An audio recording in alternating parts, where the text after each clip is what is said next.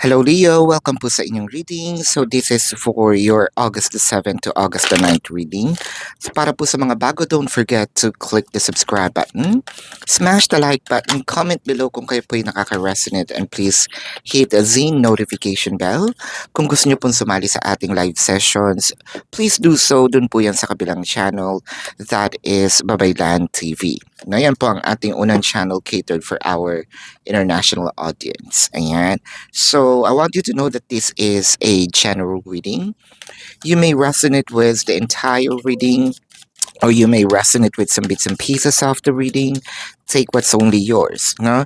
So kung you're also searching kung nasa na po itong ating X-Files, isa po yung segment dito sa ating channel. No? If you still care about your exes, nandun na po siya sa Facebook. No? You might want to check the X-Files readings. So, ang Facebook po natin is Babaylan TV. No? So, let's start now. Leo, actually, ang dami mong gustong itanong. Ang dami mong gustong sabihin. Ang dami mong gustong iparating. It could be tuwa. It could be inis. It could also be galit. It could also be the pain, no, na nararamdaman mo just to let your person know. There's something in here that probably you're not exposing the emotion yet fully. Yung iba nagtitimpi pa, yung iba may nasabing konti pero hindi pa nag-all out. There's really a lot of things na parang I'm still keeping to myself, no? Parang may push from you na, yes, I would love to do it, pero paano ko gagawin? For a few numbers of you, Leo, meron namang, this is for personal, no? Yun yung nakikita ko when it comes dominantly sa mga gustong magpahayag. Meron din tao na gustong magpahiwatig, no? Ng kanyang nararamdaman or gusto kang tanungin. So which one of the two? No, let's see and get some more cards. But I feel like itong taong ito is merong pag-amin. Meron din itong mga nais itanong tungkol sa'yo. Doon po sa mga merong ka-flirting stage, no? Nandun sa flirting stage. Ang nakikita ko po dito is malamang iko-confront na kayo nitong taong to, no? Itatanong, ano ba talaga ang status nating dalawa, no? Kasi parang naguguluhan na rin siya dahil meron tayong mga ginagawa with coming to the edge. Ito yung mga emotions na probably nire-reciprocate lang natin, no? Ngayon, parang sa kanya, ayaw nitong taong tong mag-assume, no? So parang sinasabi dito na direktahin ko na kaya, itanong ko na kaya. Pero kahit papaano, may takot pa rin naman. With the Magician, the High Priestess, and the Temperance, I feel like meron talaga ditong energies of parang emitting some sort of emotions. So napipick up naman ng kabila, and then, or napipick up mo naman, you can switch the energies, by the way. What I am reading in here is the dynamic, no? Pwedeng ikaw itong gustong i-confront in person. What I am seeing here is itong may sinasabi, no? Itong merong nag-emit ng kanyang emotions through actions. Nire-reciprocate din niya. So parang, this is parang merong realization din dito na hindi lang ito mabait sa akin, no? I know that there is something behind, no, this sweetness, the care, especially yung care na ipinapakita mo. So I feel like merong banter of energies na parang sinasabi dito, nagkakaintindihan kayo through actions pero wala naman dun yung word, no? Probably nandito nga kayo sa crushes or nandun tayo sa sinasabi nating stage na mutual situationship, no? With the King of Wands and the Eight of Pentacles.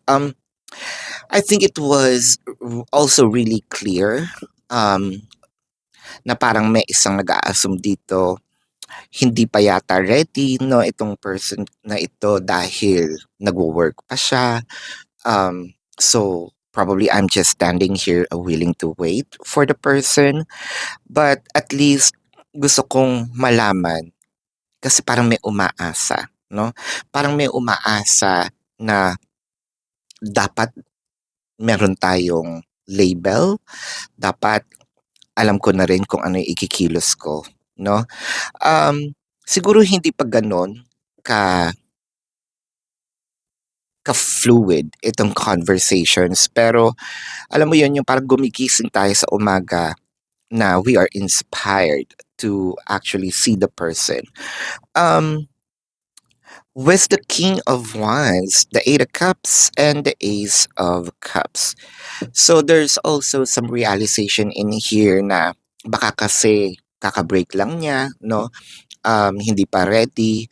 Baka kasi ayoko ring mag-assume, baka mamaya maging rebound ako. Or yun yung gusto kong itanong, no?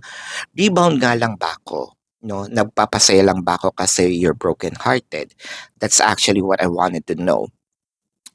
There's, kasi parang sa akin, hindi sa humihingi ako ng kapalit, no? Nahuhulog na rin kasi yung loob ko. No, there's an energy na parang ganon. With the Six of Wands, the Knight of Pentacles, and the Ace of Swords. I feel like parang hindi na rin ito lumalayo o maalis. I feel like you also become stagnant on the situation of siguro medyo matagal-tagal na rin itong flirting stage ninyo. Medyo matagal-tagal na rin itong mga um, sweet, no, small, yung mga sweet thoughts, no, mga sweet nothings na mga pinapadala, no, whether it is through good night, kumain ka na ba, no, um, Queen of Swords and the King of Pentacles.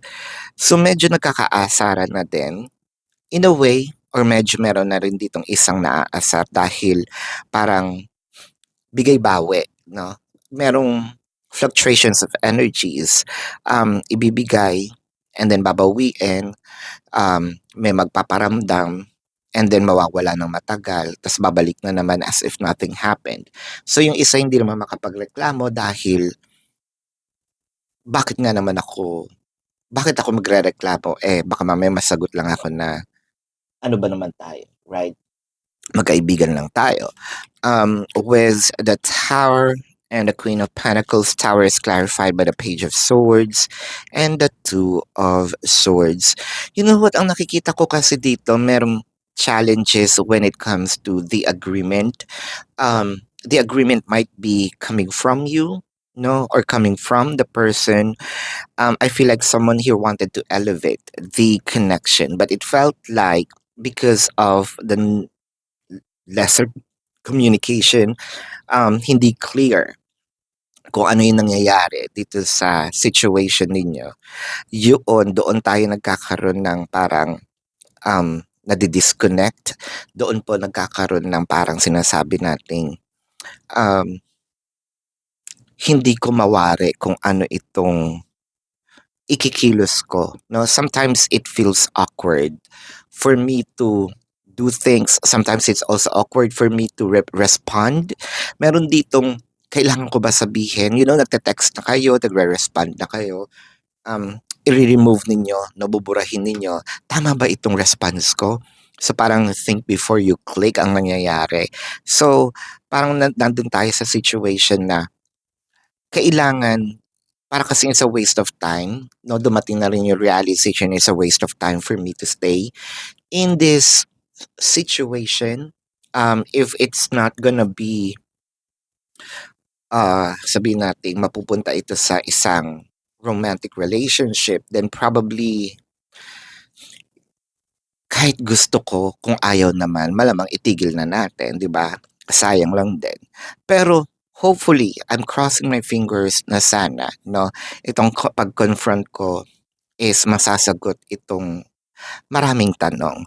And I think those questions will be answered dahil meron namang emotions, no? But let's see the emotion of the person. Now, this could be your emotion, your person's emotion. Uh, Now is not the time, and I can't right now. So, basically, ito siguro yung kinakatakot, no, ng taong gustong makipag or i-confront, yung marinig itong, "Gusto kita pero hindi pa ngayon, gusto kita but I'm still on the healing process because of my ex." Or gusto kita, meron pa akong response kaso meron pa akong responsibilities either to my family, to myself, um, meron pa akong mga goals, no? So, yeah, this is your reading, Leo. Tingnan natin ang zodiac sign ni person. This could be their sun sign or a placement in their chart. I am seeing Sagittarius, Taurus, baka kapwa Leo ito. Virgo is here, no? Capricorn is here. So Pisces, Scorpio, Cancer. Yep, so yan ang iyong reading, Leo. Para po sa mga bago, don't forget to click the subscribe button, smash the like button, comment below kung kayo po ay nakaka-resonate, and hit the notification bell. Kung gusto niyo pong sumali sa ating live sessions, doon po yan sa kabilang channel, that is Babaylan TV. Yan po ang ating unang channel catered for our international audience, no?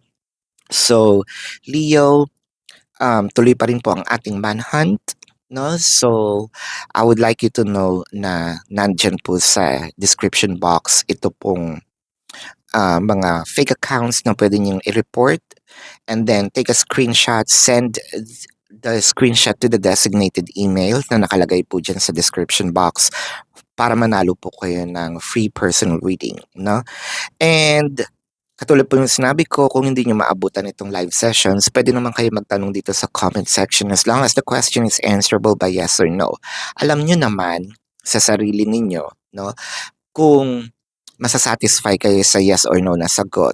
Pero kung hindi, nasa description box din po yung aking link ng aking website. Click the link, you're gonna be routed to my website sa pinakababang baba po. Nandun po yung question form. Ibaba nyo pa, nandun po yung information, how much per reading, or how much per question rather, the QR code, the name, the number for your reference, and if you also want to book a private reading, nandun din po yan, no? So I also created a discounted price of 4 questions plus 1, so take advantage of it. And Leo, ayan, kung hinahanap ninyo itong mga readings for exes, nandun po siya sa Facebook, no? Nilipat na natin para hindi po nag-aaway-away yung mga audiences dito. Para at least kapag nandun kayo sa Facebook, alam nyo na nasa isang bubble kayo na all of you are still care for your exes, no? So yan po. This is your reading, Love and Light. Namaste. See you po sa susunod na reading. Goodbye.